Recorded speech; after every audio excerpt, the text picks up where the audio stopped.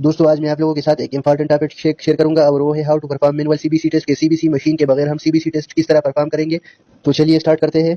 तो सबसे पहले स्टार्ट करते हैं एचबी से। फर्ज करें हमने माइक्रोलैब मशीन पर एचबी परफॉर्म किया और इसका रिजल्ट 13.0 आया।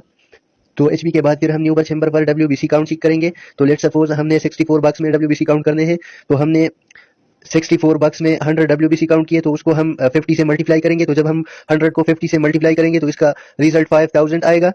तो डब्ल्यूबीसी काउंट 5000 हो गया। और फर्ज करें हमारे पास आरबीसी काउंट 4.76 है।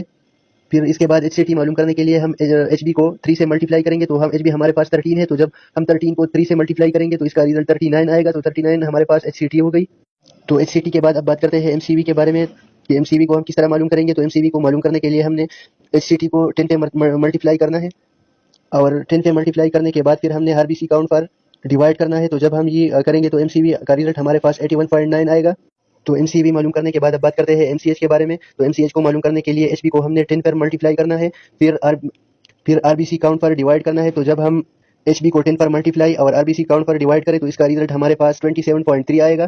तो 27.3 हमारे पास एमसीएच हो गया।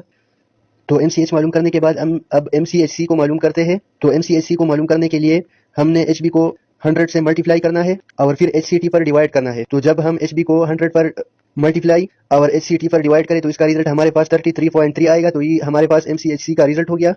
तो एमसीएचसी मालूम करने के बाद अब बात करते हैं प्लेटलेट्स पर कि प्लेटलेट्स को हम किस तरह मालूम करेंगे। तो सबसे पहले हमने 10 फील्ड में प्लेटलेट्स काउंट करने हैं। तो फर्ज करें हमने 10 फील्ड में 200 प्लेटलेट्स काउंट कर किए, तो इसको हम 10 पर डिवाइड करेंगे और फिर 15,000 से मल्टीप्लाई करेंगे। तो जब हम 200 को 10 पर डिवाइड और 15,000 से मल्टीप्लाई करें तो इसका रिजल्ट 3,15,000 आएगा। तो प्लेटलेट्स काउंट हमारे पास 3,15,000 हो गया। तो प्लेटलेट्स काउंट करने के बाद अब डिफरेंशियल काउंट की तरफ आते हैं। तो डिफरेंशियल काउंट के लिए हमें स्मेयर बनाना पड़ता है और फिर हमने इस डीएलसी काउंट पर डीएलसी काउंट करना होता है। तो डीएलसी काउंट करने के बाद हमने 60 नेट्रोफिल, 35 लिम्फोसाइट, 3 एसिनोफिल और 2 मोनोसाइट काउंट किए। तो ये हमारा सीबीसी रिपोर्ट कंप्लीट हो गया।